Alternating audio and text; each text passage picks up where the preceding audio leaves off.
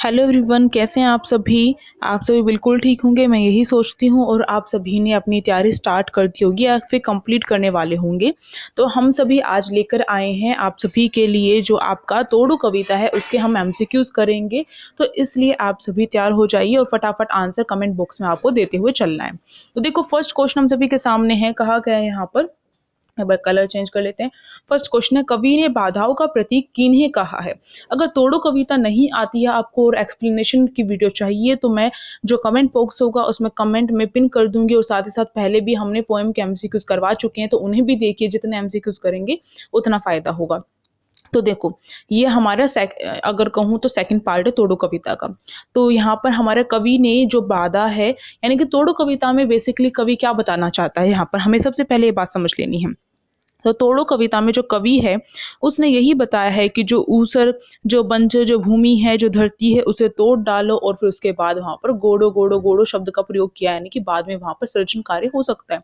इसी प्रकार से जो जमीन है यानी कि जो धरती है उसे मन का प्रतीक बताया गया है कि जैसे मन में हमारे खींच होती है, किसी से जलन की भावना होती है, तो सृजन कार्य नहीं हो सकता है या फिर अधूरा रह सकता है।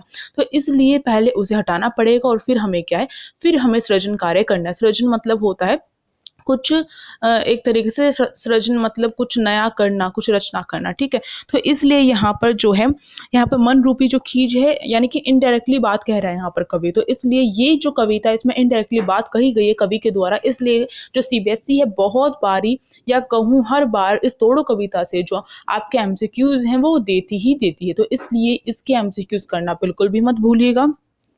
तो देखो, जैसे यहाँ पे पूछा गया कवि ने बाधाओं का प्रतीक किन्हें कहा है। तो पहला है पत्थर चट्टान, दूसरा धूप, तीसरा बंधन और चौथा मिट्टी।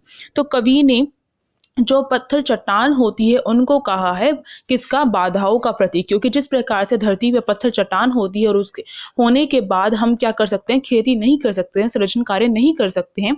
तो इसी प्रकार से हमारे मन में अगर खींच जलन होगी तो हम क्या है, जो सृजन कार्य है वो नहीं कर सकते हैं। तो यहाँ पर हमसे एक सिंपल सा क्वेश्चन पूछा गया था जो हमारी कविता में दिया गया है। तो हमारा क्या ऑप्शन करेक्ट हो जाएगा। अगला देखते हैं। अगला यहाँ पर हमारा प्रश्न है, साहित्यकार श्रेष्ठ साहित्य की रचना कैसे कर सकता है। तो सबसे पहले आप सभी को क्या करना है, कमेंट बॉक्स में आंसर देते हुए चलना है और लाइक शेयर करना तो बिल्कुल भी मत भूलना। तो यहाँ पर पहला यहाँ पर मतलब सेकंड क्वेश्चन दिया गया, साहित्यकार श्रेष्ठ साहित्य की रचना कैसे करता है। तो इस बात के बारे में भी जो कवि है उसने तोड़ो कविता में बताया है। मैंने बहुत अच्छे से एक्सप्लेनेशन की वीडियो डाली हुई है, तो उससे आपको सारी चीजें कवर हो जाएंगी। तो साहित्यकार ने श्रेष्ठ साहित्य की रचना करने के लिए कुछ बातें बताई थी, यही यहाँ पर पूछा गया। पहला यहाँ पर चिंतन करके, दूसरा प्रकृति से जुड़कर, तीसरा नव विचार पर उलझ कर, चौथा रूढ़ियों से मुक्त होकर।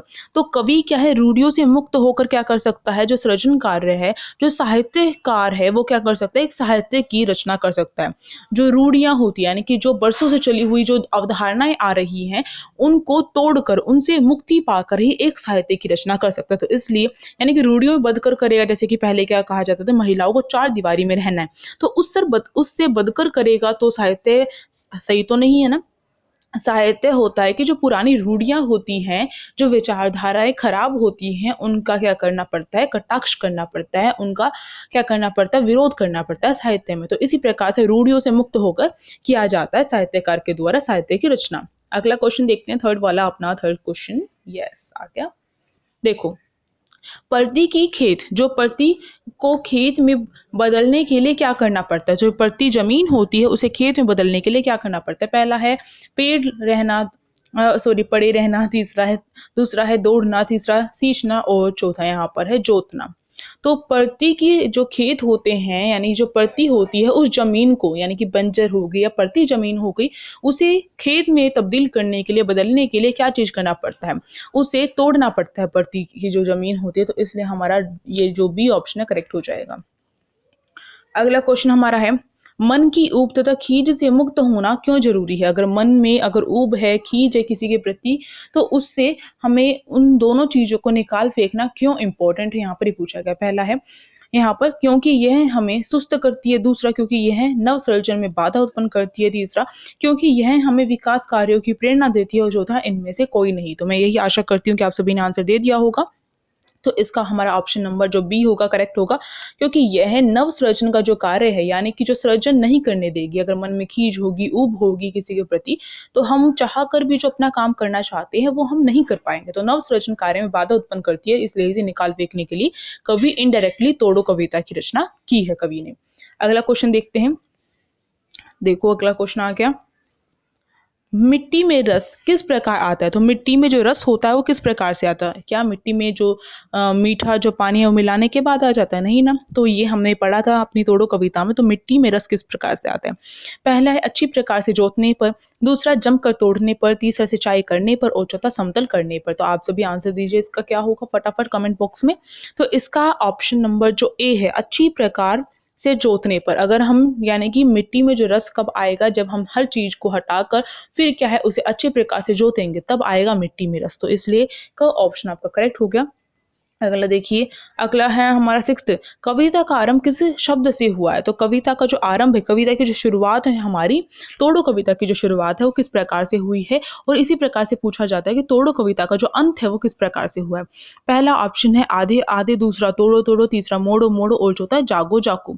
तो कविता का आरंभ जो है हमारा तोड़ो तोड़ो से हुआ है और उसका जो अंत है हमारा गोड़ो गोड़ो से हुआ है। तो ये बात ध्यान रखनी है। तो हमारा ऑप्शन नंबर जो यहाँ पर बी होगा वो करेक्ट हो जाएगा।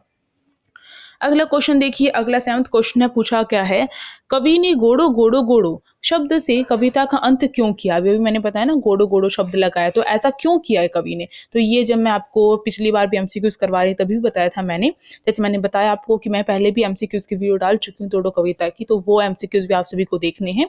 तो यहाँ पर देखिए, पहला दे रखा सृजन कार्य को सफल बनाने के लिए, दूसरा नव निर्माण करने के लिए, तीसरा नव निर्माण की बुनियाद रखने के लिए और चौथा ये सभी विकल्प सही हैं।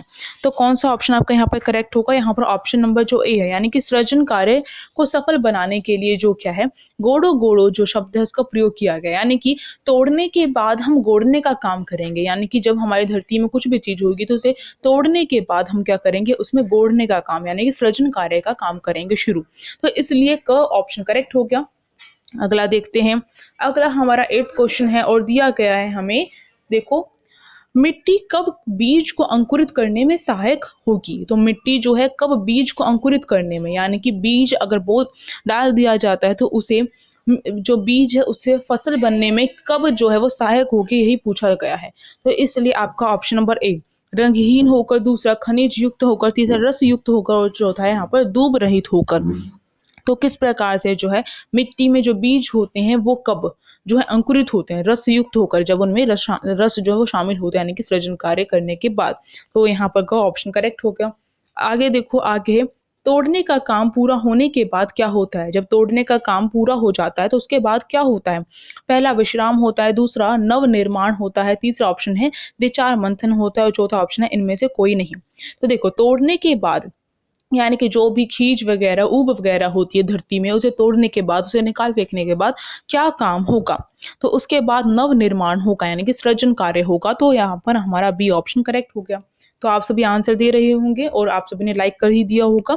तो आगे देखो, प्रतिभूमि खेत में कब बदलती है। तो जो प्रतिभूमि होती है वो खेत में कब बदल जाती है। पहला है जब वर्षा होती है, दूसरा जब गर्मी हो पड़ती है, तीसरा ऑप्शन है हमारा यहाँ पर जब क्या है, जब कंकड़ पत्थर, यहाँ पर लिखा होगा जब कंकड़ पत्थर व चट्टानें टूटती है, और चौथा यहाँ पर ये सभी विकल्प सही है।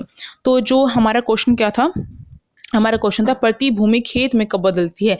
जब जो कंकड़ पत्थर वगैरह होते हैं, जब उसे तोड़ के फेंक दिया जाता है, तब वो क्या है वो बदलती है प्रतिभूमि से खेती की फसल में। तो हमारा यानी कि एक खेती की जमीन में बदल जाते। तो हमारा ग ऑप्शन करेक्ट हो गया।